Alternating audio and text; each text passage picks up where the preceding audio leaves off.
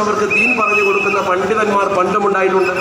ആ പണ്ഡിതന്മാർ വ്യവസ്ഥാപിതമായി ഇത്തരം സ്ഥാപനങ്ങളിലൂടെ പഠിച്ച് പുറത്തിറങ്ങുന്ന ഒരു സംവിധാനത്തെക്കുറിച്ച് നമ്മുടെ മഹാപണ്ഡിതന്മാർ ആലോചിക്കുകയും അന്നൊക്കെ നമ്മുടെ പണ്ഡിതന്മാർ പുറത്തുപോയാണ് പഠിച്ചിരുന്നത്. വിദേശത്ത് പോയി പഠിച്ചവരുടെ അപൂർവം ചില ആളുകൾ ആദ്യമായി പുറത്തുപോയി പഠിച്ചത്, അതിനെ മസ്ജിദിൽ പോയി പഠിച്ചു, അതുപോലെ പലരും. പക്ഷെ നമ്മുടെ കേരളത്തിൽ അത്തരം ഒരു വിദ്യാപീഠമില്ലായിരുന്നു. മതവുടെയും സമൂഹത്തിൽ സമർപ്പണം ചെയ്യപ്പെട്ടത് കേരളത്തിലാണ്. മതപഠനത്തോടൊപ്പം തന്നെ മറ്റൊരു കാര്യം കൂടി ഇവിടെ ചെയ്തിരുന്നു. നവോത്ഥാനത്തിന്റെ കഥ പറയുമ്പോൾ നമ്മൾ ഓർക്കണം, അന്നത്തെ പണ്ഡിതന്മാരുടെ ദീർഘദൃഷ്ടി. അവര് മതപഠനത്തോടൊപ്പം വൈദ്യ പഠനവും നടത്തി. മതപഠനം ഏൽക്കുന്നവരെ എങ്ങനെ ചികിത്സിക്കണം, അതുപോലെ തന്നെ വൈദ്യത്തെ കുറിച്ചുള്ള ഒരു നിബന്ധ പോലും അന്ന് പ്രസിദ്ധീകരിച്ചു എന്ന് ചരിത്രത്തിൽ കാണാൻ കഴിയും. നമ്മുടെ സമൂഹത്തിൽ കടന്നു വരുന്നത് ഇബ്നു തൈമിയ പോലും പറഞ്ഞൊരു വാചകമുണ്ട്, മൻ ഖാല ഫിൽ ഖുർആനി ബിറഅയിഹി ഫലൗ അന്നഹു അസാബൽ മഅന ഫീ നഫ്സിൽ അംർ. ഒരാൾ പരിശുദ്ധ ഖുർആനിൽ തന്റെ അഭിപ്രായം പ്രകടമാക്കി, കാര്യം അത് അതിനോട് ഒത്തുവന്നു, യഥാർത്ഥത്തോട് ഒത്തുവന്നു, എന്നാലും ശരി, ഫഖദ് അഖ്തഅ, അയാൾ പിഴച്ചുപോയി, അയാൾ വഴിതെറ്റിപ്പോയി. എന്തുകൊണ്ടാണ് അങ്ങനെ പറയാൻ കാരണം? അന്നഹു ലം യഅ്തിൽ അംറ മിൻ ബാബിഹി, അയാൾ ആ വിഷയത്തെ അതിന്റെ നേർവഴിയിലൂടെ അല്ല സമീപിച്ചത്. ഒരു വിഷയത്തെ സമീപിക്കേണ്ട രീതിയുണ്ട്, പൂർവികർ കാണിച്ചൊരു മാർഗമുണ്ട്. ആ മാർഗത്തിലൂടെയല്ല അദ്ദേഹം സമീപിച്ചത്. കമൻ ഹകമ ബൈനൻ നാസി അലാ ജഹ്ലിൻ, വിവരമില്ലാതെ ഒരാൾ ജനങ്ങൾക്കിടയിൽ ഒരു വിധി പറഞ്ഞു, ആ വിധി പറഞ്ഞാൽ ഫഹുവ ഫിന്നാർ, അയാൾ നരകത്തിലാണ്. എന്തുകൊണ്ട്? വൈൻ വാഫഖ ഹുക്മുഹു സവാബ, അയാൾ പറഞ്ഞത് സത്യത്തോട് അനുയോജ്യമായി വന്നാലും ശരി. ഇതിന്റെ അർത്ഥം നമ്മുടെ കാലഘട്ടത്തിൽ ജീവിക്കുന്ന ആളുകൾ പൂർവീക മഹത്തുക്കളെ പിന്തുടർന്നുകൊണ്ടുള്ള വ്യാഖ്യാനങ്ങൾ അംഗീകരിച്ചുകൊണ്ടേ ഖുർആനെ വ്യാഖ്യാനിക്കാവൂ, ദീനിനെ പഠിക്കാവൂ. ഉച്ചത്തുൽ ഇസ്ലാം അബൂ ഹമദുൽ ഗസാലി റഹ്മത്തുള്ളാഹി അലൈഹി തങ്ങൾ വലിയ ഗവേഷണപ്പെടുവായിരുന്നു, തർക്കമൊന്നുമില്ല. എന്നിട്ടും അദ്ദേഹം മദ്ഹബ് സ്വീകരിച്ചു. ആ മഹാനവറുകളുടെ മദ്ഹബിലൂടെ മുന്നോട്ട് പോയി. ആ മാർഗമാണ് പൂർവീക മാർഗം. അതിലാണ് ബറക്കത്തുള്ളത്, അതിലാണ് അനുഗ്രഹമുള്ളത്. ഈ ക്യാമ്പസ് നോക്കൂ നിങ്ങൾ. ഇന്ന് ഈ കാണുന്ന ഉയരത്തിലേക്ക് ഉയർത്തിക്കൊണ്ടുവരാൻ വളരെ പണിയെടുത്ത പൂർവീക മഹത്തുക്കളുണ്ട്. ഇതിന്റെ തുടക്കത്തിൽ സമത്വ കേരള ജംഇയ്യത്തുൽ ഉലമ ഇങ്ങനെ ഒരു സ്ഥാപനത്തിന് അസ്ഥിവാരമിടുമ്പോ ബഹുമാന്യനായ ബാഫഖി തങ്ങൾ പ്രസിഡന്റും പൂക്കോയ തങ്ങൾ വൈസ് പ്രസിഡന്റും അതുപോലെ തന്നെ ബഹുമാനപ്പെട്ട ശംസുൽ ഉലമ ജനറൽ സെക്രട്ടറിയുമായിട്ടാണ് ഈ സ്ഥാപനം ഉയർന്നു വരുന്നത്. പിൽക്കാലത്ത് ബഹുമാനപ്പെട്ട ബാഫഖി തങ്ങൾ പ്രസിഡന്റും പൂക്കോയ തങ്ങൾ ജനറൽ സെക്രട്ടറിയുമായി. ആ പാരമ്പര്യത്തിലൂടെ തന്നെ ആ മക്കൾ ഇന്നും അത് കൊണ്ടു നടക്കുന്നത് നമുക്ക് കാണാൻ കഴിയുന്നു. ഇതൊരു ബറക്കത്തുള്ള സ്ഥാപനമായത് അള്ളാഹു ഇഷ്ടപ്പെട്ട ഈ മഹത്തുക്കൾ ഇതിന്റെ തലപ്പത്ത് നിന്നതുകൊണ്ടാണ്. അവരിലൂടെ നമുക്ക് കാര്യസാധ്യത്തിന് അവസരമുണ്ടാകും, ഉറപ്പല്ലേ? അതല്ലേ അഹ്ലുസ് സുന്നത്തി വൽ ജമാഅത്തിന്റെ വിശ്വാസം. മഹാത്മാക്കളുടെ ബറക്കത്തിനെ നിഷേധിക്കുന്നതല്ല, അതിനെ അംഗീകരിക്കുന്നതാണ്. പൂർവീക പാരമ്പര്യവും പ്രവാചകന്മാർ പഠിപ്പിച്ചതും അതാണ് സ്വഹാബത്ത് കാണിച്ചു തന്നതും. എത്ര ഉദാഹരണങ്ങളുണ്ട്, സാന്ദർഭികമായി സൂചിപ്പിക്കുകയാണ്.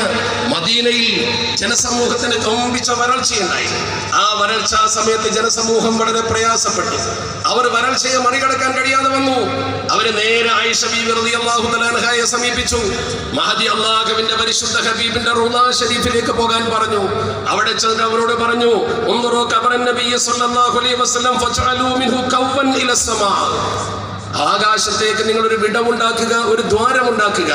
വൃത്തിയായി പറഞ്ഞു കൊടുത്തു. ഹത്താ ലാ യകൂന ബൈനഹു വ ബൈനസ്സമാഇ സഖഫുൻ, ആകാശത്തിനും ഈ റൗദയും തമ്മിൽ ഒരു മറയില്ലാത്ത വിധം അത് തുറന്ന് നിങ്ങൾ ദ്വാരമുണ്ടാക്കുക. എന്നിട്ട് നിങ്ങൾ പ്രാർത്ഥിക്കുക എന്ന് പറഞ്ഞു. ജനങ്ങൾ അത് ചെയ്തു. മഴ പെയ്തു ധാരാളമായി. ഇത് വസ്തുതാപരമായി ഹദീസിന്റെ ഗ്രന്ഥങ്ങളിൽ കൃത്യമായി രേഖപ്പെടുത്തപ്പെട്ട കാര്യമാണ്. ഇബ്നു അബ്ബാസ് റളിയല്ലാഹു തആല അൻഹുമായി നിന്ന് ഉദ്ധരിക്കുന്ന ഒരു സംഭവം കാണാം. മഹാനവറുകൾ ഒരു സദസ്സിൽ ഇങ്ങനെ ഇരിക്കുന്നു. ആ സദസ്സിൽ ഇരിക്കുന്ന സമയത്ത് ഒരുപാട് ആളുകൾ കൂടിയിരിക്കുമ്പോൾ ഒരാളുടെ കാല് മരവിച്ചു പോയി. നമ്മുടെ കാല് ധരിക്കുക, മരവിക്കുക എന്നൊക്കെ പറയുന്നില്ലേ?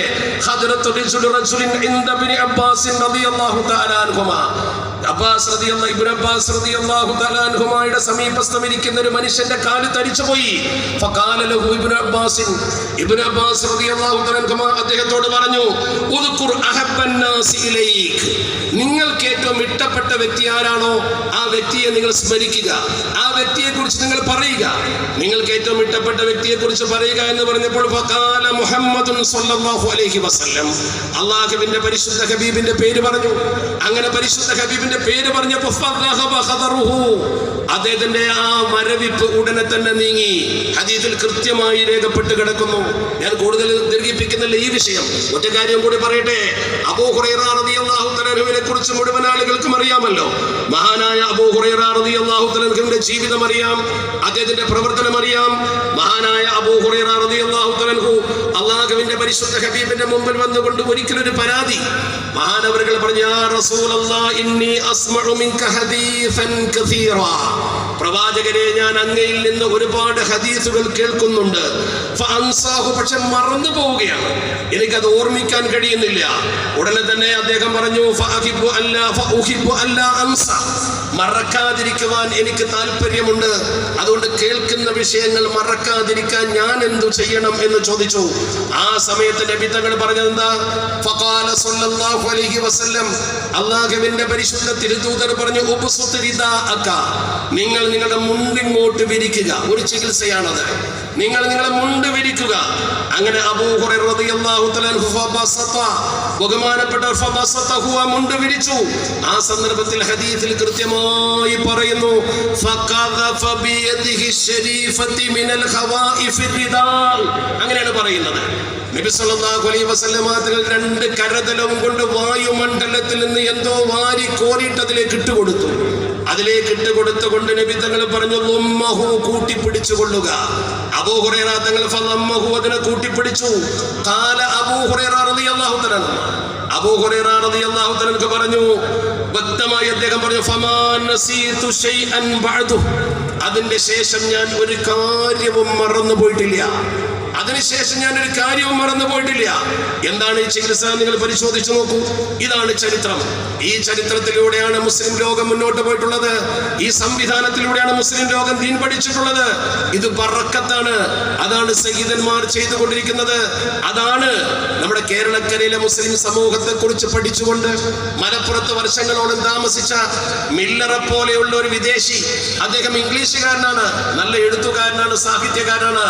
അദ്ദേഹം മലബാറിലെ മാപ്പിളമാരെ കുറിച്ച് എഴുതിയപ്പോ പാണക്കാട് കുടുംബത്തെ കുറിച്ചും മമ്പുറത്തെ കുറിച്ചും ഒക്കെ പറഞ്ഞുകൊണ്ട് അദ്ദേഹം വളരെ ഗൗരവത്തോടു കൂടി പറഞ്ഞൊരു വാക്കുണ്ട്, ആധുനിക സയൻസ് വളരുകയാണ്, മെഡിക്കൽ സയൻസിന്റെ വളർച്ച, ജനങ്ങളുടെ വിദ്യാഭ്യാസ പുരോഗതി, അതൊക്കെ ഞാൻ വിലയിരുത്തി. അദ്ദേഹം പറയുന്നു, അങ്ങനെയൊക്കെയാണെങ്കിലും the throngs outside the home of respected തങ്ങൾസ്, അദ്ദേഹത്തിന്റെ വാചകമാണ്, ബഹുമാന്യരായ തങ്ങന്മാരുടെ വീട്ടിന്റെ മുറ്റത്തുള്ള ആൾക്കൂട്ടം, അദ്ദേഹം പറഞ്ഞ വാക്കാണത്.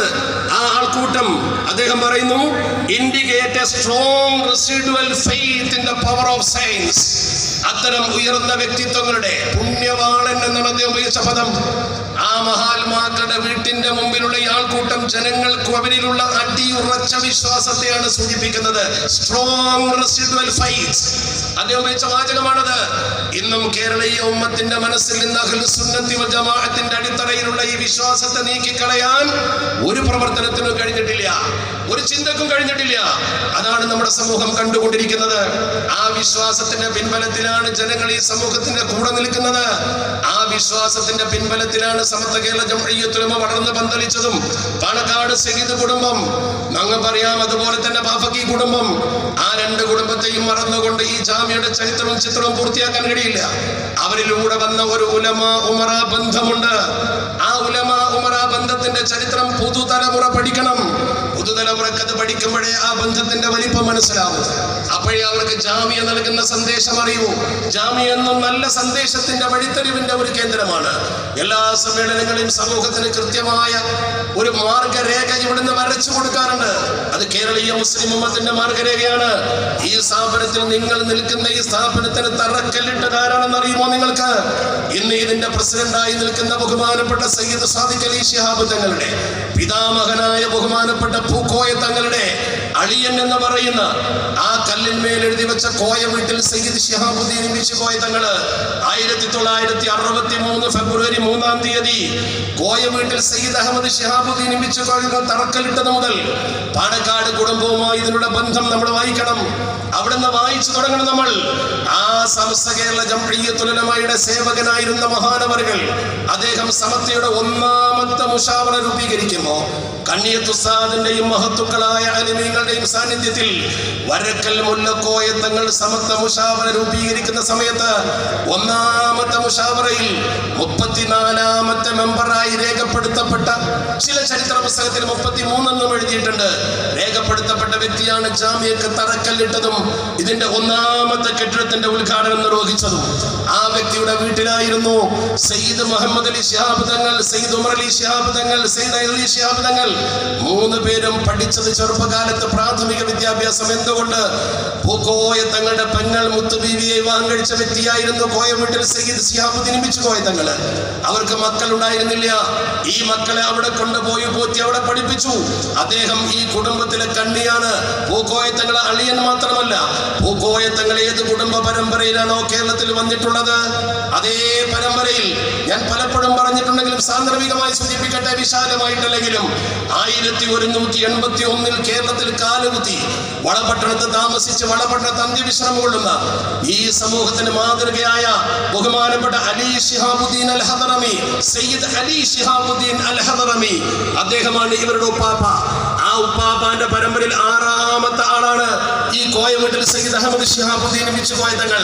ആ പരമ്പരയിൽ തന്നെ 6ാമത്തെ ആള് തന്നെയാണ് പൂക്കോയ തങ്ങളും. കൃത്യമായി 6ാമത് എണ്ണുമ്പോൾ ഇവിടെ വന്ന 1ാമത്തെ തങ്ങൾ ബഹുമാനപ്പെട്ട വളപട്ടണത്തെ സയ്യിദ് അലി ശിഹാബുദ്ദീൻ കോയ തങ്ങൾ. അദ്ദേഹത്തിന്റെ മകൻ ഹുസൈൻ ശിഹാബുദ്ദീൻ തങ്ങൾ കോഴിക്കോട്ട് വന്ന് താമസിച്ചു. ഈ 2 പേര് കഴിഞ്ഞാൽ ഇനി 2ാമത്തെ ആളുടെ മകൻ ബഹുമാനപ്പെട്ട മുഖദാർ തങ്ങൾ മലപ്പുറത്ത് വന്നു. ഹുസൈനാറ്റ കോയ തങ്ങൾ അദ്ദേഹത്തിന്റെ മകനായി പാണക്കാട്ട് വന്നു. അദ്ദേഹത്തിന്റെ മകൻ കോയഞ്ഞി കോയ തങ്ങൾ, കോയഞ്ഞി കോയ തങ്ങളുടെ മകൻ പൂക്കോയ തങ്ങൾ 6ാമൻ. വളരെ കറക്റ്റ്. അതേപോലെ തന്നെ നോക്കൂ, ഈ വളപട്ടണത്ത് നിന്ന് വന്ന സയ്യിദ് അലി ശിഹാബുദ്ദീൻ കോയ തങ്ങൾ, അദ്ദേഹത്തിന്റെ ഞാൻ നേരത്തെ പറഞ്ഞ മകൻ സയ്യിദ് ഹുസൈൻ ശിഹാബുദ്ദീൻ കോയ തങ്ങൾ, അദ്ദേഹത്തിന്റെ മറ്റൊരു മകൻ അലി ശിഹാബുദ്ദീൻ തങ്ങൾ, അദ്ദേഹത്തിന്റെ മകൻ അബ്ദുറഹിമാൻ കോയ തങ്ങൾ, അദ്ദേഹത്തിന്റെ മകൻ മുഹമ്മദ് കോയ തങ്ങൾ, അദ്ദേഹത്തിന്റെ മകനാണ് തറക്കല്ലിട്ട 6ാമനായ ആ കല്ലിന്മേൽ എഴുതി വെച്ച തങ്ങൾ. ഇത് രണ്ടും ഒരുപോലെ. ആ സമകാലികരായ 2 പേർ, ഒരാളുടെ പെങ്ങളെ വിവാഹം കഴിച്ചു. അദ്ദേഹം ആ വീട്ടിൽ പാണക്കാട്ട് കുടുംബം പഠിച്ചു. ഞാൻ പറഞ്ഞു വരുന്നത് സമത്വയുടെ മുഷാവറയിൽ ആദ്യത്തെ ആള് എന്ന് പറഞ്ഞാൽ നമ്പർ 34 33 ആണെങ്കിലും ആദ്യ മുഷാവറയിൽ മെമ്പർ, സമത്വയുമായി ബന്ധപ്പെട്ട പ്രവർത്തനങ്ങൾ കൃത്യമായി അറിയുന്ന ഒരു മനുഷ്യൻ. ആ കുടുംബത്തിൽപ്പെട്ട പലരും ഇവിടെ സമ്മേളനത്തിൽ പങ്കെടുത്തിട്ടുണ്ട്. കാര്യവട്ടത്ത് പല സമ്മേളനത്തിലും പങ്കെടുത്തിട്ടുണ്ട്.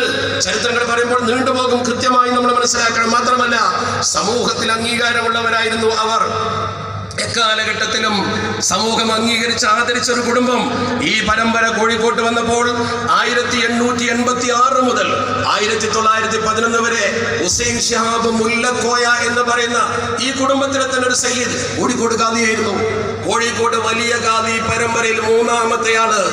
വലിയ ഖാദി പരമ്പര പഠിച്ചാൽ 3ാമത്തെയാള് മുഹദാർ തങ്ങളുടെ അനുജനായ അലി ശിഹാബ് തങ്ങളുടെ മകൻ മുഹമ്മദ് കുഞ്ഞിക്കോയ തങ്ങളുടെ മകൻ.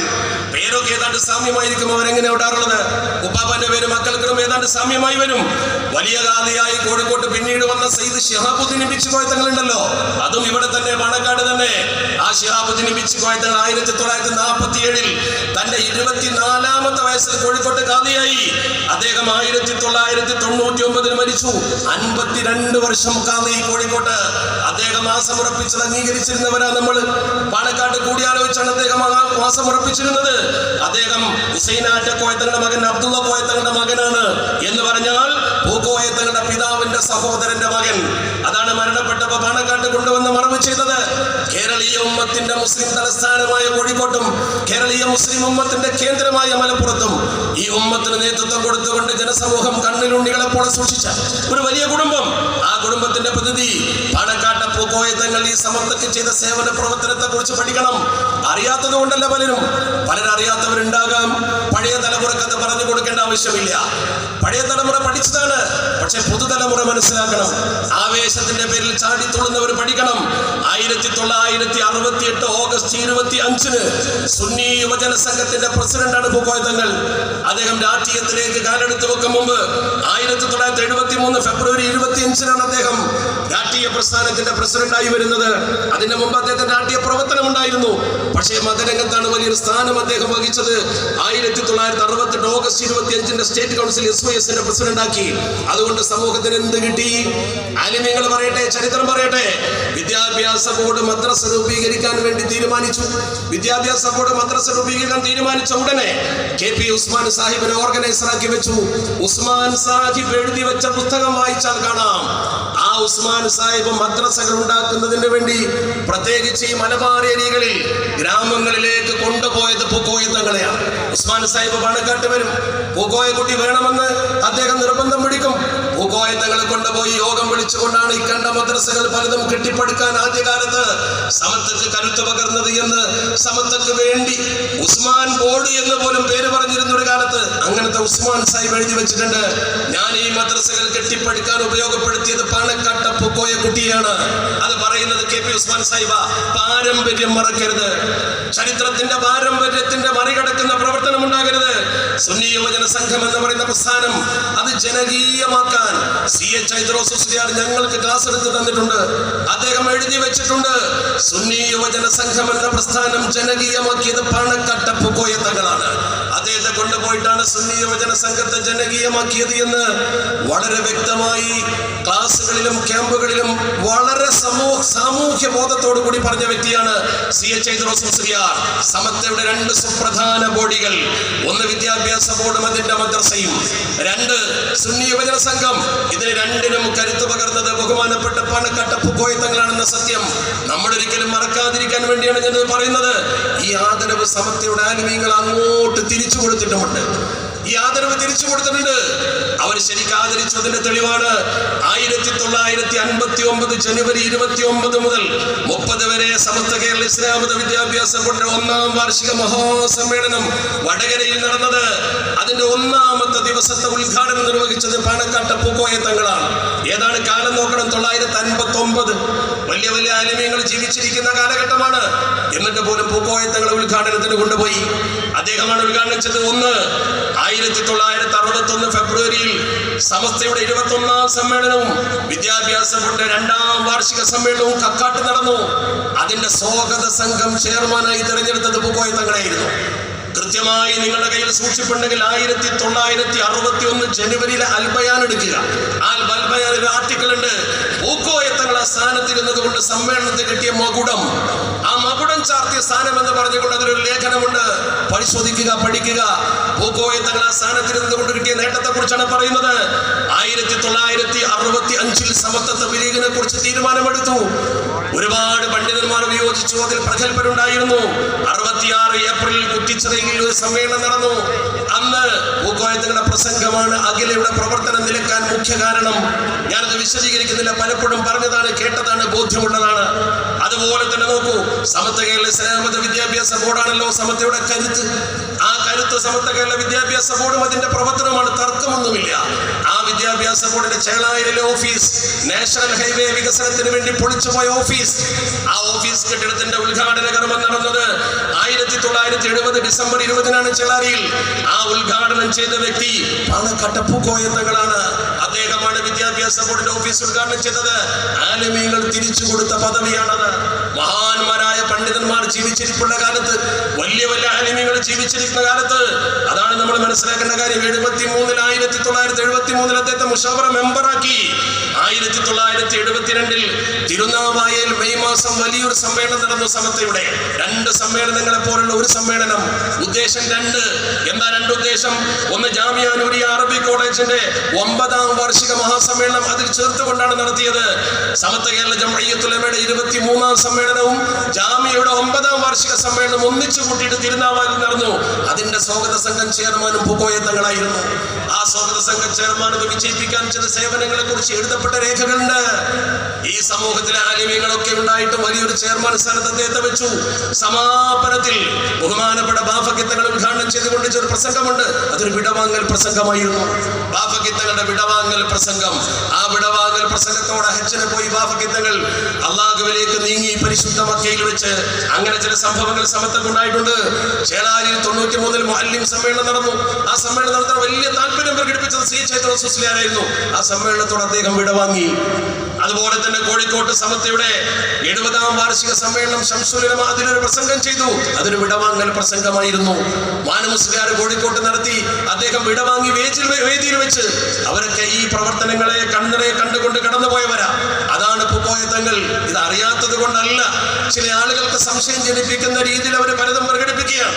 അതിനെക്കുറിച്ച് ഇവിടെ സമിതിയുടെ അധ്യക്ഷൻ ബഹുമാനപ്പെട്ട സയ്യിദ് ജിഫ്രി മുത്തുക്കോയ തങ്ങൾ മനോഹരമായി അർത്ഥശങ്കക്കിടയില്ലാത്ത വിധം നല്ല വാക്കുകൾ പറഞ്ഞു, നമ്മൾ കേട്ടു. ആരും വാട്സപ്പിൽ ഇത്തരം ആളുകളെ ഇകഴ്ത്തുന്ന തരത്തിലുള്ള വാചകങ്ങൾ എഴുതരുത്, അത് ഫോർവേഡ് ചെയ്യരുത്. ആവർത്തിച്ച് അദ്ദേഹം അത് പറഞ്ഞു. സയ്യിദന്മാരും ആലിമീങ്ങളും സാധാരണക്കാരും അതുപോലെ ഉമറാക്കളും ഒരുമിച്ച് പോകണം. നമുക്ക് ഒരുമയാണ് വേണ്ടത്. ഒരുമയുടെ സന്ദേശം എന്നും വിളിച്ചു പറയുന്ന ജാമ്യയുടെ ക്യാമ്പസിൽ വെച്ചുകൊണ്ട് അദ്ദേഹം പറഞ്ഞു, അത് ഏറ്റെടുക്കണം. നമ്മൾ സമിതിയുടെ പ്രസിഡന്റ് പറഞ്ഞ വാക്ക് ഏറ്റെടുക്കണം. നമ്മുടെ കയ്യിൽ വാട്സപ്പ് ഉണ്ടാകും, ഇഷ്ടം പോലെ നമുക്ക് വാക്കുകൾ അതിൽ വിതറാം, നമുക്ക് എന്തും പരത്താം, വിദ്വേഷം പരത്താം. ആരും ഒരു പക്ഷേ നമ്മളെ ചോദ്യം ചെയ്യാൻ വരില്ല. പക്ഷേ നമ്മളത് ചെയ്യുമ്പോൾ ഉണ്ടാകുന്ന സമൂഹ ഗാത്രത്തിലെ മുറിവുകൾ ആരുണക്കും? ആ മുറിവുണക്കാനാണ് ആൾ വേണ്ടത് എന്നാണ് അദ്ദേഹം പറഞ്ഞത്. ഇതുപോലെ തന്നെയായിരുന്നു ബാഫക്കിത്തങ്ങളും. മറക്കാൻ കഴിയാത്ത വ്യക്തിത്വം. ബഹുമാനപ്പെട്ട ബാഫക്കിത്തങ്ങൾ എന്ന് പറയുന്ന വ്യക്തി ബഹുമാനപ്പെട്ട പൂക്കോയ തങ്ങളെ ഓർ എന്നാണ് വിളിച്ചിരുന്നത് എന്ന് ചരിത്ര പുസ്തകത്തിൽ ഞാൻ വായിച്ചിട്ടുണ്ട്. വലിയ ബഹുമാനം, പൂക്കോയ തങ്ങളുടെ വലിയ ബഹുമാനം. രണ്ടു സയ്യിദന്മാർ തന്നെയാണ്. മാത്രമല്ല ബഹുമാനപ്പെട്ട പൂക്കോയ തങ്ങൾ ചാപ്പനങ്ങാടി ഉസ്താദുമായി അടുത്ത ബന്ധമുള്ള, സ്നേഹബന്ധമുള്ള ആളായിരുന്നു. രണ്ടുപേരും ഒരേ ദർസിലാണ് പഠിച്ചത്. മച്ചിങ്ങലകത്ത് കുഞ്ഞഹമ്മദ് കുട്ടി മുസ്ലിയാരുടെ ചാപ്പനങ്ങാടി ദർസിൽ ഒരു സംഭവം കൂടി ധരിക്കുന്നുണ്ട്. ചാപ്പനങ്ങാടി ഉസ്താദിന്റെ ആ കാലഘട്ടത്തിലെ ഒരു പ്രവർത്തനം നിങ്ങൾക്ക് സംശയമുണ്ടെങ്കിൽ ദാറുൽ ഹുദ പ്രസിദ്ധീകരിച്ച ചെമ്മുക്കൻ കുഞ്ഞാപ്പു ഹാജിയുടെ സ്മരണികയുണ്ട്. ലേഖകനില്ല, നേരിട്ട് പ്രസിദ്ധീകരിച്ചതാണ്. ദാറുൽ ഹുദ പ്രസിദ്ധീകരിക്കുന്നു എന്നാണ് അതിന്റെ പുറത്തെഴുതിയിട്ടുള്ളത്. ആധികാരികമായി പരിശോധിച്ച് ഇറക്കിയതാണ് അവർ. അന്ന് ബഹുമാനപ്പെട്ട ചെമ്മുക്കൻ കുഞ്ഞാപ്പു ഹാജിയുടെ ജീവിതത്തിൽ ഒരു അനുഭവം പറയുന്നുണ്ട്. അദ്ദേഹത്തിന്റെ അഭിമുഖത്തിൽ നിന്ന് ആദ്യകാലത്ത് കിട്ടിയതിൽ ചേർത്തിട്ടുണ്ട്. ചാപ്പനങ്ങാട് ഉസ്താദിന്റെ വീട്ടിൽ അദ്ദേഹവും അദ്ദേഹത്തിന്റെ കൂടെ CH മുസ്ലിയാരും കുറച്ച് ആളുകളും ഇങ്ങനെ ഇരിക്കുന്നു. ഈ സ്മരണികയിൽ ഈ കാര്യമുണ്ട്, പലപ്പോഴും നമ്മൾ സൂചിപ്പിച്ചിട്ടുണ്ട്. അല്പസമയം കഴിഞ്ഞപ്പോൾ സംസാര മധ്യേ ചാപ്പനങ്ങാട് ഉസ്താദ് പറഞ്ഞു അത്രേ, ഹൈദ്രോസ് മുസ്ലിയാരെ നിങ്ങൾ വേഗം പാണക്കാട്ടേക്ക് പോകണം. ചാപ്പനങ്ങാടി ഉസ്താദ് പറഞ്ഞാൽ പിന്നെ ഒന്നും ചിന്തിക്കേണ്ട. ഹൈദ്രോസ് മുസ്ലിയാർ ചാപ്പനങ്ങാടിയിലേക്ക് പോയി. ഹൈദ്രോസ് മുസ്ലിയാർ പാണക്കാട്ടേക്ക് പോയി. അല്പസമയം കഴിഞ്ഞപ്പോഴേക്കും ബഹുമാനപ്പെട്ട ചാപ്പനങ്ങാടി ഉസ്താദ് കുഞ്ഞാപ്പു ഹാജിയോട് പറഞ്ഞു, നമുക്ക് പോകാം. കൂടെയുള്ളവരും കാറിൽ കയറി നേരെ പോയി. വഴിയിൽ വെച്ച് ചാപ്പനങ്ങാടി ഉസ്താദ് പറഞ്ഞു, നമുക്കൊരു ചായ കുടിക്കണം. കാറിലുള്ളവർ ചായ കഴിക്കാൻ അടുത്തുള്ള ഒരു മക്കാനിയാണെന്ന് പറയാം, അവിടെ കയറുന്നു. 2 ചായ കൊണ്ട് കൊണ്ടുവരാൻ പറയുന്നു കുഞ്ഞാപ്പു ഹാജിക്കും അതുപോലെ തന്നെ ബഹുമാനപ്പെട്ട ചാപ്പനങ്ങാടി ഉസ്താദിനും. ഇവർ ചായക്ക് പോയപ്പോൾ ചാപ്പനങ്ങാടി ഉസ്താദ് ഒരു വാക്ക് പറഞ്ഞു അത്രേ. അതിലുള്ള വാചകം അങ്ങനെ തന്നെ ഞാൻ പറയാം. കുഞ്ഞാപ്പു, നമ്മുടെ മുതലിന്ന് പോകും, നമ്മുടെ മുതലിന്ന് പോകും. അതൊരു വാക്കായിരുന്നു. ആ കാറ് നേരെ ചായ കുടിച്ച് പാണക്കാട്ട് മുറ്റത്ത് ചെന്ന് നിൽക്കുമ്പോ പൂക്കോയ തങ്ങൾ മരണപ്പെട്ടിരിക്കുന്നു. CH മുസ്ലിയാർ അദ്ദേഹത്തെ കുപ്പായവും തുണിയൊക്കെ മാറാൻ സഹായിക്കുന്നു. ഈ കാഴ്ച കണ്ടുകൊണ്ടാണ് അവർ കടന്നു ചെല്ലുന്നത്. ആ മഹാനായ ചാപ്പനങ്ങാടി ഉസ്താദും പൂക്കോയ തങ്ങളും തമ്മിൽ ആത്മീയവും മനുഷ്യത്വവുമായൊരു ബന്ധമുണ്ടായിരുന്നു. ആ ബന്ധം കൊണ്ടാണ് അദ്ദേഹം ആ സംഭവത്തിന് നേരത്തെ ഒരുങ്ങാൻ അങ്ങോട്ട് ഹൈദ്രോസ് മുസ്ലിയാരെ പറഞ്ഞയച്ചത്. തിരിച്ചു പോരുമ്പോൾ ഒരു സംഭവം കൂടി ഇതിൽ പറയുന്നുണ്ട്. അങ്ങനെ അവർ വളരെ വൈകി തിരിച്ചു വരുമ്പോ അവരുടെ ഉസ്താദുണ്ട്. ആ ഉസ്താദിനോടൊന്ന് വിവരം പറയണം. ബഹുമാനപ്പെട്ട മമ്മൂട്ടി ഉസ്താദ് ഈ രാത്രിയിൽ അദ്ദേഹത്തിന്റെ വീട്ടിൽ പോയി എങ്ങനെ വിളിക്കുമെന്ന് കരുതി ഇവർ തിരിച്ചു വരുമ്പോ അതേ പുസ്തകത്തിൽ പറയുന്നു, ഇവർ ആ മമ്മൂട്ടി ഉസ്താദിനെ കാണാൻ ആഗ്രഹിച്ചാണ് വരുന്നതെങ്കിലും അദ്ദേഹത്തോട് മരണവിവരം പറയണം. ഫോണില്ല, മൊബൈലില്ല, വാട്സപ്പില്ല. പക്ഷേ അത്ഭുതം, വീട്ടിൽ ഉറക്കത്തിൽ അദ്ദേഹത്തെ എങ്ങനെ വിളിച്ചു പറയുമെന്ന് സംശയിച്ചു വരുമ്പോ വഴിയരികിലേക്ക് ഒരു വെളിച്ചം കത്തിച്ചുകൊണ്ട് അദ്ദേഹം വന്നിങ്ങനെ കാത്തു നിൽക്കുന്നുണ്ട്. അദ്ദേഹം ചോദിച്ചു വെച്ചറിയാൻ, നമ്മുടെ മുതൽ പോയില്ലേ? തിരിച്ചുകൊണ്ടും ചോദിച്ചത്രേ. ഈ സംഭവം ആ പുസ്തകത്തിൽ നിന്ന് വായിച്ചതാണ്. ഞാൻ ഇപ്പോഴും അത് നിങ്ങൾക്ക് കിട്ടും. ദാറുൽ ഹുദയിലെ കുട്ടികൾ പ്രസിദ്ധീകരിച്ചത്. നമ്മൾ ഓർക്കണം, ഈ ആത്മീയമായ ബന്ധം, ഈ മഹത്തുക്കളുടെ ബന്ധമൊക്കെ നിങ്ങൾ ഓർക്കണം. ആ മഹാനായ പൂക്കോയ തങ്ങളുടെ മക്കൾ മുഴുവൻ, മൂത്ത മകൻ 1974 പാണക്കാട് സയ്യിദ് മുഹമ്മദ് അലി ശിഹാബ് തങ്ങൾ ഏപ്രിൽ 4 മലപ്പുറം ജില്ലാ സുന്നി യുവജന സംഘത്തിന്റെ പ്രസിഡന്റായിട്ടാണ് തന്റെ പൊതുപ്രവർത്തനത്തിന് നന്ദി കുറിക്കുന്നത്. അതിനുശേഷമാണ് അദ്ദേഹം 1975 സെപ്റ്റംബർ 1 ഇന്ത്യൻ യൂണിയൻ മുസ്ലിം ലീഗിന്റെ പ്രസിഡന്റ് ആകുന്നത്. അതിന്റെ വർഷങ്ങൾക്ക് മുമ്പ് അദ്ദേഹം മലപ്പുറം ജില്ലാ സുന്നി യുവജന സംഘത്തിന്റെ പ്രസിഡന്റാണ്. ആ ചരിത്രം പഠിക്കണം. എന്നിട്ട് ആ മഹാന്മാർക്കാണ് ചിലർ സുന്നിസം പഠിപ്പിക്കാൻ ഇറങ്ങുന്നത് എന്നുകൂടി കൂട്ടി വായിക്കണം നിങ്ങൾ. അവിടെയാണ് നമ്മൾ മനസ്സിലാക്കേണ്ടത്. 1958 മുതൽ 1966 വരെ അദ്ദേഹം കെയ്റോയിലാണ്. 2 യൂണിവേഴ്സിറ്റിയിൽ പഠിച്ചു.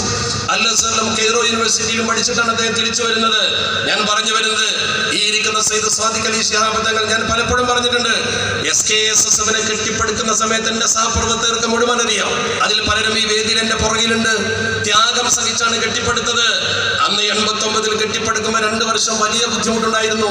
1991 സാദിഖ് അലി തങ്ങൾ അതിന്റെ തലപ്പത്ത് വന്ന ശേഷം വളരെ മനോഹരമായി മഹല്ലുകൾ ആ സംഘടനയെ സ്വീകരിച്ചു.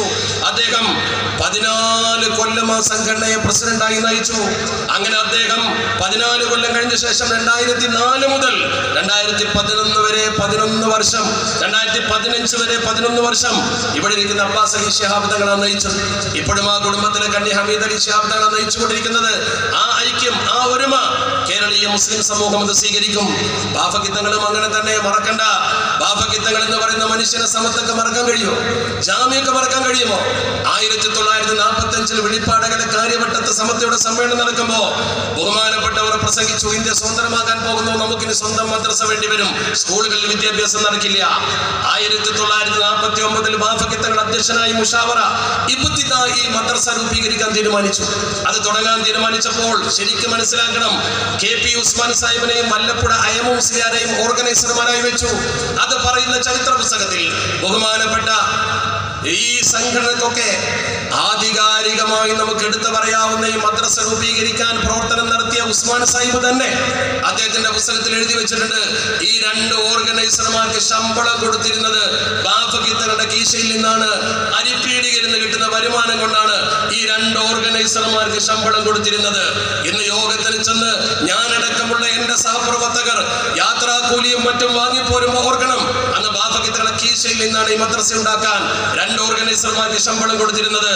1950 വളാഞ്ചേരി സമ്മേളനത്തിൽ ബാഫക്കിത്തങ്ങൾ മദ്രസ വേണ്ടതിന്റെ പ്രാധാന്യത പ്രസംഗിച്ചു. സുന്നി സമൂഹത്തിന് അഭിമാനകരമായി നമുക്ക് മദ്രസയും സിലബസും വേണമെന്ന് പറഞ്ഞു. 1951 വടകരയിൽ 19ാം വാർഷിക മഹാസമ്മേളനത്തിൽ കൺവീനറായി പറവണ്ണ ഉസ്താദിനെ ചുമതലപ്പെടുത്തി വിദ്യാഭ്യാസ ബോർഡിന്റെ നന്ദി കുറിച്ചു. 1951 സെപ്റ്റംബർ 17 വാളക്കുളത്ത് പുതുപ്പറമ്പിൽ അതിന്റെ എക്സിക്യൂട്ടീവ് ഉണ്ടാക്കി. പറവണ്ണ ഉസ്താദ് അതിന്റെ പ്രസിഡന്റും അതുപോലെ തന്നെ ഉസ്മാൻ സാഹിബ് ജനറൽ സെക്രട്ടറിയും ബാഫക്കിത്തങ്ങൾ ട്രഷററുമായി. അന്നൊരു 47 രൂപ അവിടെ നിന്ന് കിട്ടി. അതിന്റെ കഥ പലപ്പോഴും നിങ്ങൾ കേട്ടതാ. അത് കഴിഞ്ഞ് കൊയിലാണ്ടിയിൽ പ്രത്യേകം ബാഫക്കിത്തങ്ങൾ താല്പര്യപ്പെടുത്ത വലിയൊരു വഴങ്ങ് സംഘടിപ്പിച്ചു. അതിൽ കിട്ടി 1500 രൂപ. ചില ചരിത്ര പുസ്തകത്തിൽ 300 എഴുതിയിട്ടുണ്ട്. അത് ശരിയല്ല. ബാഫക്കിത്തങ്ങളുടെ ആധികാരിക ചരിത്ര രേഖയിൽ 1500 രൂപ എന്നുണ്ട്. 1500 രൂപ കിട്ടി. അതായിരുന്നു ആദ്യത്തെ വിദ്യാഭ്യാസ ബോർഡിന്റെ മൂലധനം. ആ മൂലധനം വെച്ച് പ്രവർത്തിക്കുന്ന വിദ്യാഭ്യാസ ബോർഡ് ഇന്നൊരു മാസം നടക്കാൻ 55 ലക്ഷം രൂപ വേണമെന്ന അവസ്ഥയിലേക്ക് ഉയർന്നു വളർന്നു വന്നുവെങ്കിൽ അതിന്റെ പിന്നിൽ ഈ മഹത്തുക്കൾ സഹിച്ച ത്യാഗത്തിന്റെ കഥയുണ്ട്.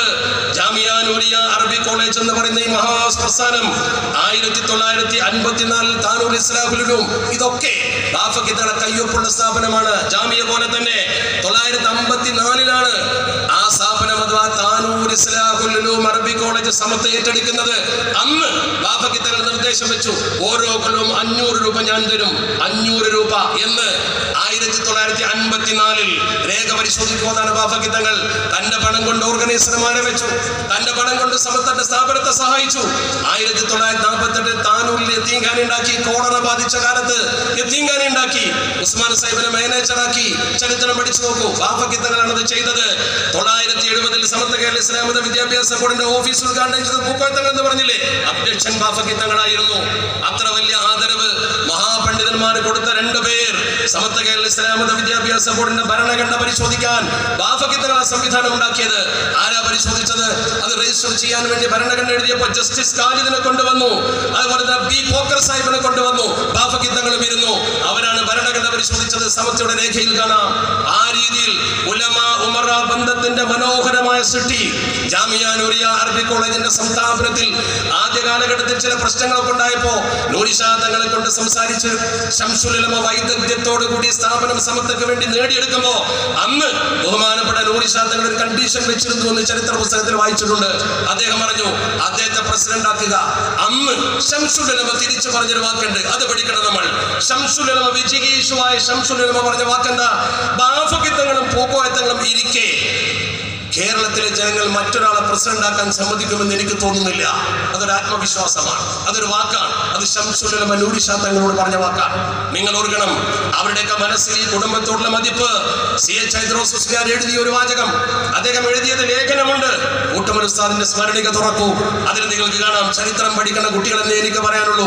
അതിൽ എഴുതിയിട്ടുണ്ട്, 1983 മലപ്പുറത്ത് ജില്ലാ സുന്നി സമ്മേളനം നടന്നു.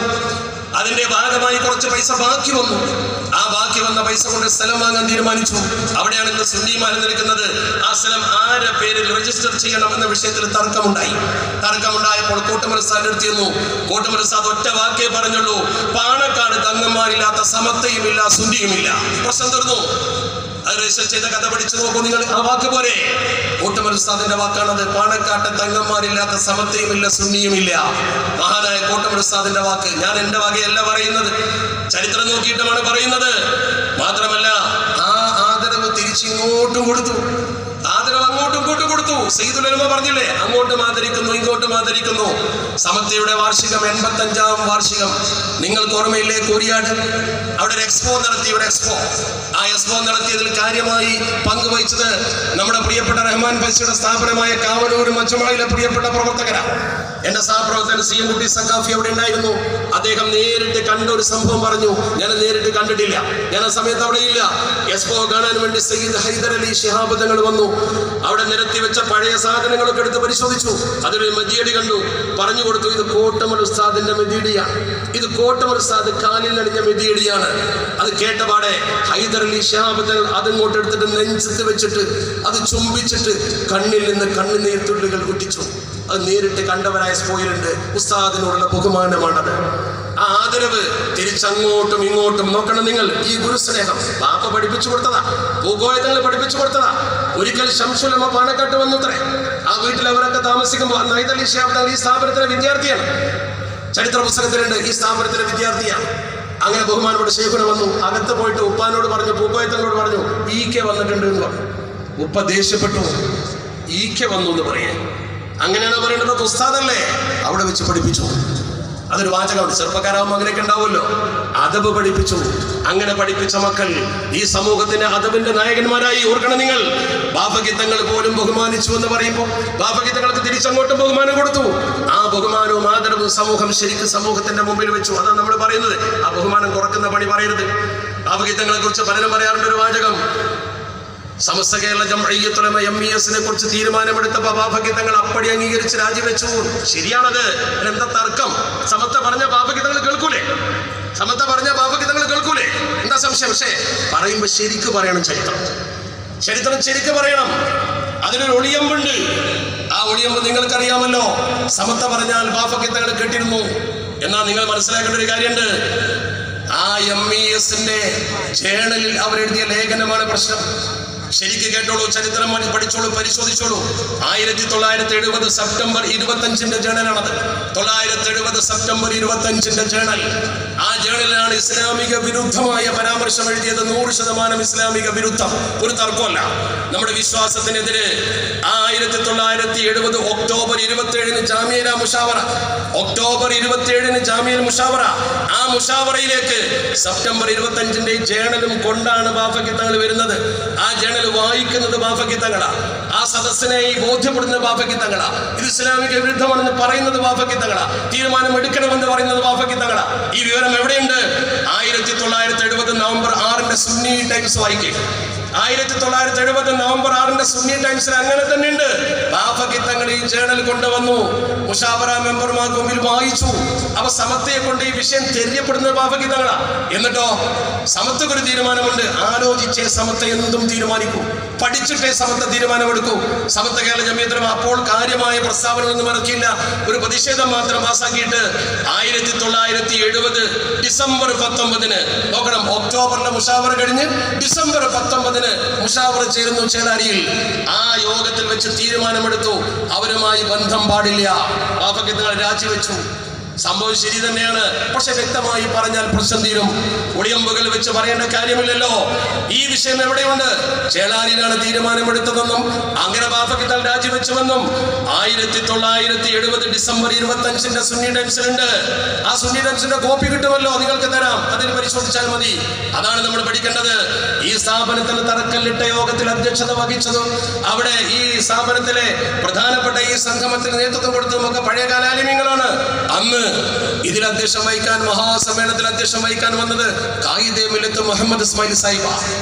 7ാം വാർഷിക 5ാം സനദ് ദാനത്തിൽ സനദ് കൊടുത്തത് ഖായിദെ മില്ലത്താണ്. എന്താ കാരണം? ഒരു സ്ഥാപനത്തിന്റെ വളർച്ചയിൽ ഉമറാക്കളുടെ പങ്ക് വേണ്ടി വരും. ഉലമാഇന്റെ നിർദ്ദേശം പാലിക്കുന്ന ഉമറാക്കൾ, പാപഗീതങ്ങൾ, അതുപോലെ തന്നെ ഖായിദെ മില്ലത്ത്, അവർക്കൊക്കെ ആ വ്യക്തിത്വം കൂടി ഉണ്ടായിരുന്നുവെന്ന് രാഷ്ട്രീയ പ്രവർത്തകർ പഠിക്കണം. ആ വ്യക്തിത്വം വളരെ പ്രധാനമാണ്. സമുദായ രാഷ്ട്രീയവും സമത്വയുടെ നേതൃത്വവും ഒരുപോലെ കയ്യിൽ വെച്ച് കൊണ്ടു നടന്നിട്ട് ഒരു അഭിപ്രായ വ്യത്യാസവും ഉണ്ടായിട്ടില്ല. സയ്യിദുൽ ഉലമ പറഞ്ഞില്ലേ, ഒരു ബന്ധമുണ്ടാകും. ആ ബന്ധം അതാരെയും ആരുടെയും ആരെയും കിട്ടിയതല്ല. ഓരോരുത്തർക്കും നിലപാടുകൾ ഉണ്ടാകും, ആദർശങ്ങൾ ഉണ്ടാകും, എങ്കിലും ഒരു ബന്ധമുണ്ടാകും. അത് ഏറ്റവും കൂടുതൽ ആളുകൾ രണ്ടിലുമുള്ളത് ആരാണ്? നമ്മളത് പലപ്പോഴും പറയാറുണ്ടല്ലോ.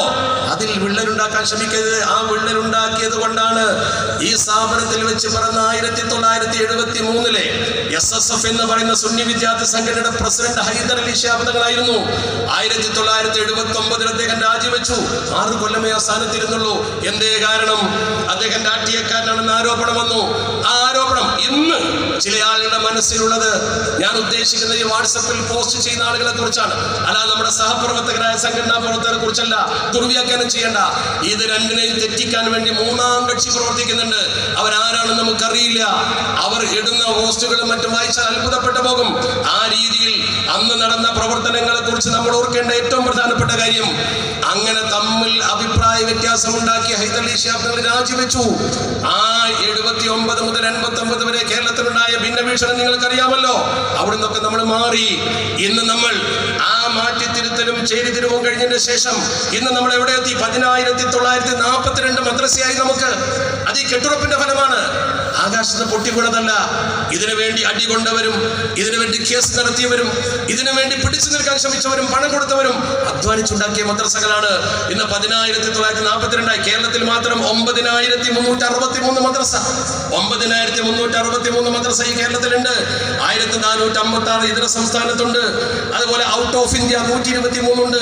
നമ്മൾ വളർന്നു എന്തൊക്കെ, ഞാനതിന്റെ വൈപുല്യത്തിലേക്ക് പോകുന്നില്ല, അവസാനിപ്പിക്കുകയാണ്. ഇവിടെ നമ്മൾ മനസ്സിലാക്കേണ്ട ഏറ്റവും പ്രധാനപ്പെട്ട കാര്യം, ഈ പൂക്കോയത്തങ്ങൾ, ഈ ബാഫഗീതങ്ങൾ, അവര് നമുക്ക് തന്നൊരു മാതൃകയുണ്ട്. ആ മാതൃകയെ കുറിച്ചാണ് സയ്യിദുൽ ഉലമ ഇന്ന് ഇവിടെ പ്രസംഗിച്ചത്. പൂക്കോയത്തങ്ങൾ ചെയ്ത സുഹൃത്തം പോലെ ബാഫഗീതങ്ങൾ ചെയ്ത സുഹൃത്തം ഇന്നും ഇപ്പൊ അങ്ങനല്ലേ? ഇവിടെ ഇരിപ്പുണ്ട്. അരിപ്രത്രയമാൻ വെച്ചോട് ഇരിപ്പുണ്ടാവും. നല്ല കവിത എഴുതുന്ന അദ്ദേഹത്തിന്റെ കവിതാ സമാഹാരം പ്രസിദ്ധീകരിച്ചു. ഒരു കോപ്പി അദ്ദേഹം എനിക്ക് തന്നു. അതിൽ ജാമിയെ കുറിച്ച് ഒരുപാട് വരികളുണ്ട്. അതിന്റെ ഒരു വരി മനോഹരമായിട്ട് എഴുതുന്നുണ്ട്. എന്താ പറയുന്നത്? സാദാത്തുനൽ ഉലമാ കാനൂ മുഹർരിക, സാദാത്തുനൽ ഉലമാ കാനൂ മുഹർരികഹ മിൻ ആലി ഫുകോയ. മിൻ ആലി ഫുകോയ വാക്ക് നോക്കി നിങ്ങൾ. ഫുകോയത്തുള്ള കുടുംബത്തിൽപ്പെട്ട ആള്. എത്ര മനോഹരമാണത്. നിഅമ സാദിഖുൽ ഹദിറു, അങ്ങനെ പറഞ്ഞ വാക്ക്. മിൻ ആലി ഫുകോയ നിഅമ സാദിഖുൽ ഹദിറു. എത്ര മനോഹരമാണ് സാദിഖുൽ ഹദിറു എന്ന് പറഞ്ഞാൽ ഈ സ്ഥാപനത്തിന്റെ നേതൃത്വത്തിൽ നിൽക്കുന്ന പൂക്കോയത്തങ്ങളുടെ കുടുംബത്തെ കുറിച്ച് മനോഹരമായി അദ്ദേഹം കുറിച്ചിടുകയാണ്. അതുപോലെ തന്നെ നിങ്ങൾ നോക്കി, ഈ സുഹൃത്തമൊക്കെ ചെയ്ത ബാഫഗീതങ്ങൾക്ക് അള്ള കൊടുത്ത ഫലമെന്ന് നിങ്ങൾക്ക് അറിയില്ലേ? അദ്ദേഹം മനോഹരമായി പരിശുദ്ധമായ ഹജ്ജ് നിർവഹിച്ചതിന്റെ ശേഷം ഖദീജ ബീവി റളിയല്ലാഹു തആല അൻഹ അന്ത്യവിശ്രമം കൊള്ളുന്ന ജന്നത്തുൽ മഅലയിൽ സുഖമായി കിടന്നുറങ്ങുകയാണ്. അദ്ദേഹം മരിച്ചപ്പോൾ മർത്തിയത്ത് കവിത ഇതിൽ 2 വരിയുണ്ട്. വറബ്ബൈത ജംഇയ്യാതി ദീനിൻ മുഹാസിബ, നോക്ക് മുഹാമിയ. വറബ്ബൈത ജംഇയ്യാതി ദീനിൻ മുഹാമിയ കജംഇയ്യത്തിൽ ഉലമാ സമസ്താലിയതി. സമത്വ പോലുള്ള വലിയ സംഘടനക്ക് സേവനം ചെയ്തതിനെ കുറിച്ചാണ് പറയുന്നത്. സമത്വക്ക് ചെയ്ത സേവനത്തെ കുറിച്ച് മാത്രമല്ല പിന്നെ പറയുന്നുണ്ട്, അദ്ദേഹത്തിന് അള്ളാഹു കൊടുത്ത ഭാഗ്യം.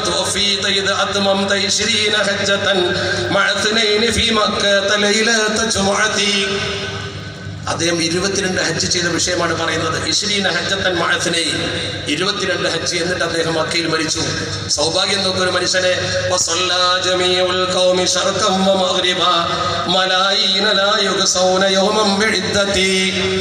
എത്രയോ ആളുകൾ അദ്ദേഹത്തിന്റെ മയ്യത്ത് ഹറമിൽ നിസ്കരിച്ചു. അല്ലാഹുമ്മ ഗഫിർ ലഹു എന്ന് ഹറം എന്ന് പറഞ്ഞാൽ ആ ലക്ഷക്കണക്കിന് പ്രതിഫലം കിട്ടുന്ന ഒരു മയ്യത്ത് നിസ്കാരം അദ്ദേഹത്തെ സാക്ഷി നിർത്തിക്കൊണ്ട് ലോകത്തെ വിവിധ ഭാഗത്തിലെ ജനങ്ങൾ അറബികളും അജമികളും ഒക്കെയായി നിസ്കരിച്ചു നോക്കണം നിങ്ങൾ.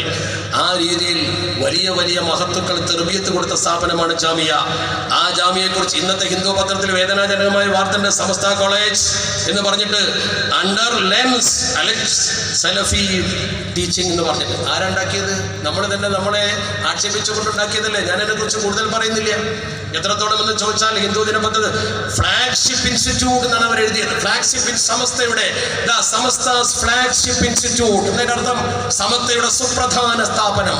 ആ സ്ഥാപനത്തിൽ സലഫിസം പഠിപ്പിക്കുന്നതാണ് ഇന്ത്യൻ എക്സ്പ്രസ് എഴുതിയത്. മാത്രമല്ല അവരെഴുതി ഇന്റലിജൻസ് ഏജൻസീസ് ക്ലോസ്ലി മോണിറ്ററിംഗ് എന്നാണ് ഒരു വാക്കത്തിലുള്ളത്. നിരീക്ഷിക്കുന്നു, ലൈബ്രറിയിൽ വരെ വന്ന് നോക്കി എന്നാ പറയുന്നത്. നമ്മൾ പ്രസംഗിച്ചുണ്ടാക്കിയതാണ്. ഞാൻ ആരെയും കുറ്റപ്പെടുത്തല്ല. നമ്മൾ നമ്മളെ കുറിച്ച് ഈ രീതിയിൽ ആക്ഷേപാർഹമായ രീതിയിൽ പ്രസംഗിക്കുമ്പോൾ മറ്റുള്ളവർ അതിൽ നിന്ന് മുതലെടുക്കുന്നതിന്റെ ചരിത്രവും ചിത്രവും വളരെ വ്യക്തമായി പത്രം എഴുതിയിരിക്കുകയാണ്. നിങ്ങൾ ഓർക്ക്, നിങ്ങൾ സമുദായത്തെ നമ്മൾ ഈ വിധം പ്രതിക്കൂട്ടിൽ കയറ്റാൻ നിൽക്കരുത്. അഭിപ്രായ വ്യത്യാസങ്ങൾ മേശപ്പുറത്തിരുന്ന് തീർക്കേണ്ടതാണ് നമ്മളൊക്കെ. അതുകൊണ്ട് വളരെ വ്യക്തമായി മനസ്സിലാക്കണം, നമ്മളാരും തീവ്രത പരത്തുന്നവരല്ല, നമ്മളാരും വിഭാഗീയത പരത്തുന്നവരല്ല. ജാമിഅ അഹ്ലുസ് സുന്നത്തി വൽ ജമാഅത്തിന്റെ സ്ഥാപനമാണ്. ആർക്കാ സംശയം? ഈ മുസ്ലിം സമൂഹത്തെ തീവ്രവാദികളും ഭീകരവാദികളുമാക്കാൻ പലരും ഇപ്പോഴും രംഗത്തുണ്ട്. ഇപ്പൊ എന്താ പറയുന്നത്? നമ്മുടെ രാജ്യത്തെ മുസ്ലിം സമൂഹത്തെ സംബന്ധിച്ചിടത്തോളം അവർ ഈ രാജ്യത്തോട് കൂറില്ലാത്തവരാണ് എന്ന രീതിയിൽ ഇപ്പോഴും വിഭജനത്തിന്റെ ഉത്തരവാദിത്വം നമുക്കെന്ന ചിലർ പറയുന്നത്. മതേതര രാഷ്ട്രീയക്കാരെന്ന് പറയുന്ന ആളുകൾ പോലും പരസ്യമായി പ്രസ്താവിച്ചത് എന്താ? മലപ്പുറത്തുകാരാണ് ഇന്ത്യ വിഭജിക്കാൻ കാരണക്കാർ. എന്തർത്ഥത്തിലാണ് പറയുന്നത്? ശ്രീ എം.എൻ. റോയ് എഴുതിയ ഹിസ്റ്റോറിക്കൽ റോൾ ഓഫ് ഇസ്ലാം എന്ന് പറയുന്ന പുസ്തകമുണ്ട്. ഇപ്പോഴും കിട്ടും പുസ്തകശാലയിൽ. ഒന്ന് വാങ്ങി വായിച്ചാൽ ഇന്ത്യ വിഭജനത്തിൽ മുസ്ലിങ്ങൾക്ക് കൃത്യമായ ഒരു സാഹചര്യം രൂപപ്പെട്ടു വന്നപ്പോൾ അത് ആവശ്യമായി വന്നു എന്നാണ് അദ്ദേഹം പറയുന്നത്. എം.എൻ. റോയ് ആണ് പറയുന്നത്. 1921 വി.ഡി. സവർക്കറാണ് ആദ്യം ഇന്ത്യ വിഭജിക്കണമെന്ന് പറഞ്ഞത്. അന്ന് ഒരൊറ്റ മുസ്ലിം പറഞ്ഞിട്ടില്ല. ഒരു മുസ്ലിം ഇന്ത്യ വിഭജിക്കാൻ ആവശ്യപ്പെട്ടിട്ടില്ല. ഒരാളും അതേക്കുറിച്ച് സംസാരിച്ചിട്ടില്ല. പിന്നെ ആരാതുണ്ടാക്കിയത്? മുസ്ലിങ്ങളില്ലാത്ത രാജ്യം വേണമെന്ന് ഇവിടെ ആദ്യം പറഞ്ഞ ആൾക്കാരാ. നമ്മളതിൽ കക്ഷിയല്ല.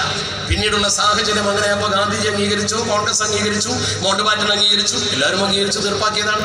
എന്നിട്ട് ഇപ്പൊ അത് മുസ്ലിം സമൂഹത്തിന്റെ തലക്കുമേതിടുകയാണ്. മുസ്ലിങ്ങൾക്ക് അങ്ങനെ വേണമെങ്കിൽ മുസ്ലിം രാജാക്കന്മാർ ഇവിടെ ഭരിച്ചിരുന്നല്ലോ. 650 കൊല്ലം ഭരിച്ചില്ലേ? 48 മുസ്ലിം ഭരണാധികാരികൾ വന്നില്ലേ? അവർക്ക് ചെയ്തുകൂടായിരുന്ന ഒരു പ്രദേശം ഇസ്ലാമിന്റെ ഭൂമിയാക്കാൻ? അങ്ങനെ ഇസ്ലാം പറഞ്ഞിട്ടില്ല. ഇസ്ലാമിക ഭരണകൂടം സ്ഥാപിക്കലല്ല നമ്മുടെ കടമ. ആ തെറ്റിദ്ധാരണ മുസ്ലിം സമൂഹത്തിന്റെ മേൽ അടിച്ചേൽപ്പിക്കണ്ട. ഇന്നത്തെ വർഗീയ പ്രചരണം ഒരിക്കലും ഇസ്ലാമിക സമൂഹത്തെ കുറിച്ച് അറിയുന്നവരോ പഠിക്കുന്നവരോ ചെയ്യില്ല. അറിയാത്തവരോ ദുരുദ്ദേശമുള്ളവരാണ് ചെയ്യുന്നത്.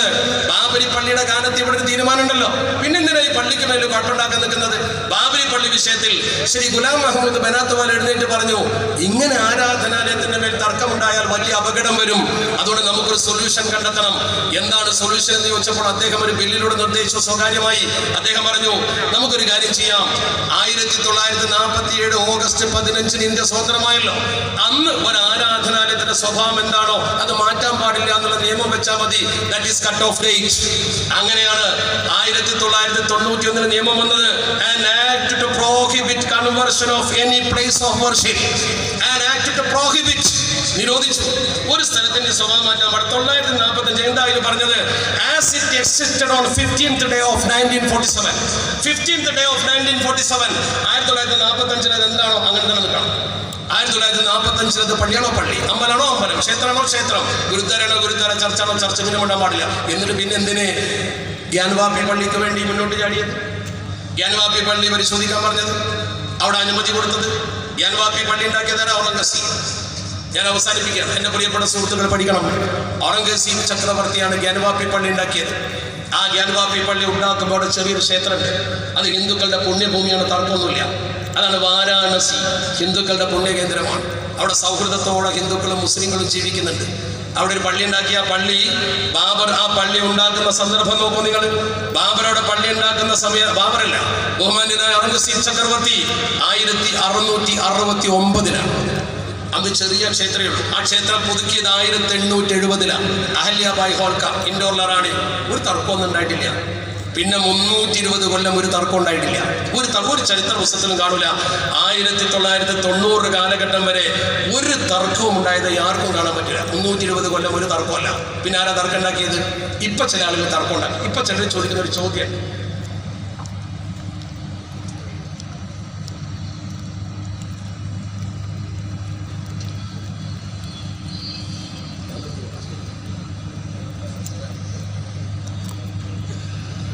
അവസാനം ക്ഷീണോട്ട് അള്ളാഹു ദീർഘായുസ് കൊടുക്കട്ടെ. ഞാൻ പറയാം അവസാനിപ്പിക്കാൻ, ഇത് പറയേണ്ട ഒരു വിഷയമായതുകൊണ്ട് ഞാൻ പറയുന്നത്. നിങ്ങൾ പറയുന്നൊരു വിഷയം ഇപ്പൊ പറയുന്നത്, എന്തിനാണ് ഔറംഗസീബ് ഒരു ക്ഷേത്രമുള്ള സ്ഥലത്ത് അവിടെ തന്നെ കൊണ്ടുപോയിട്ട് ഒരു പള്ളി ഉണ്ടാക്കിയെന്നാ ചോദ്യം. അതൊരു ചോദ്യം. ഒരു ക്ഷേത്രം അവിടെ ഹിന്ദുക്കൾക്ക് ഇരിക്കുക, അവിടെ തന്നെ കൊണ്ടുപോയിട്ടൊരു പള്ളി ഉണ്ടാക്കണമെന്ന ചോദ്യം. ഇതാണ് ഇപ്പോഴത്തെ ചോദ്യം. സെമിനാറുകളിൽ ചോദിക്കുന്നു. ഒരു സൗഹൃദത്തിന്റെ ചിത്രമാണെന്ന് ചരിത്രകാരന്മാർ ഹിന്ദുക്കൾ തന്നെ എഴുതി വെച്ചത്. മലയാളത്തിൽ പ്രസിദ്ധീകരിച്ച ഒരു വിജ്ഞാനകോശത്തിൽ പോലും വ്യക്തമായി രേഖപ്പെടുത്തിയിട്ടുണ്ട്. തെളിവ് നമുക്ക് തരാൻ പറ്റും. അതിൻ്റെ പശ്ചാത്തലം, ഈ ഗ്യാൻവാപ്പി പള്ളി നിർമ്മിച്ചതിൻ്റെ പശ്ചാത്തലം വ്യക്തമായി പറയുന്നുണ്ട്. ചെറുപ്പക്കാർ പഠിക്കാൻ വേണ്ടിയാണ് ഞാൻ പറയുന്നത്. പല ആരോപണങ്ങളും പലരും പറയും ഔറംഗസീബ് അവിടെ ഭിന്നിപ്പുണ്ടാക്കാൻ വേണ്ടി ഉണ്ടാക്കിയതല്ലത്. അതിൻ്റെ പശ്ചാത്തലം, അവിടെ ഔറംഗസീബിൻ്റെ ഒരു ഉദ്യോഗസ്ഥനുണ്ടായി. കോത്തുവാൾ എന്നാണ് ഉദ്യോഗസ്ഥൻ പറയും. കോത്തുവാൾ, നിങ്ങൾ നെറ്റ് ഉണ്ടെങ്കിൽ ഹൂയിസ് കോത്തുവാൾ നടിച്ചു നോക്കും. കോത്തുവാൾ ആരാന്ന് കിട്ടും. പേരല്ലത്, ഒരു തസ്തിക, വില്ലേജ് ഓഫീസറെ പോലെ രാജാവിന് വേണ്ടി നികുതി പിടിക്കുന്ന ആളാണ് കോത്തുവാൾ. ഈ കോത്തുവാൾ അവിടെ പ്രവർത്തിക്കുന്ന സമയത്ത് അത് മുസ്ലിമാണ്, ഔറംഗസീബിൻ്റെ ഉദ്യോഗസ്ഥൻ.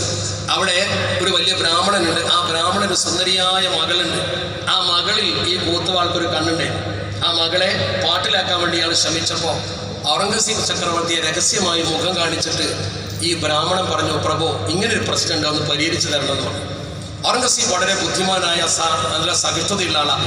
അദ്ദേഹം വേഷപ്രച്ഛന്നനായി അവിടെ വന്ന് താമസിച്ചു. ഇതാ ബ്രാഹ്മണൻ പോലും അറിഞ്ഞില്ല. അവിടെ താമസിച്ച് പശ്ചാത്തലം പഠിച്ചു. ഇയാൾ തെറ്റുകാരനാണെന്ന് മനസ്സിലാക്കി അയാൾക്ക് കടുത്ത ശിക്ഷ കൊടുത്ത് അയാൾ പുറത്താക്കി. ഇത് ബ്രാഹ്മണന് വലിയ സന്തോഷമായി. ആ ബ്രാഹ്മണൻ നേരെ ഔറംഗസീബിനെ വീണ്ടും കണ്ടിട്ട് പറഞ്ഞ, പ്രഭു നിങ്ങൾ ഈ ചെയ്തു തന്നത് എനിക്ക് മറക്കാൻ കഴിയില്ല. അതുകൊണ്ടൊരു സ്മാരകം അതിന് വേണം. ഹിന്ദു മുസ്ലിം സൗഹൃദം അവിടെ നിലനിൽക്കണം. നിങ്ങൾ ഒരു മുസ്ലിമായ ഭരണാധികാരി എനിക്ക് ചെയ്തു തന്ന നേട്ടം എൻ്റെ മകളെ രക്ഷിച്ചു. ഇവിടെ ഒരു ക്ഷേത്രമുണ്ട്, ഇതിൻ്റെ തൊട്ടപ്പുറത്ത് എൻ്റെ സ്ഥലമാണ്, അവിടെ ഒരു പള്ളി നിങ്ങൾ നിർമ്മിക്കണം. ആ ബ്രാഹ്മണൻ്റെ നിർബന്ധപ്രകാരമാണ്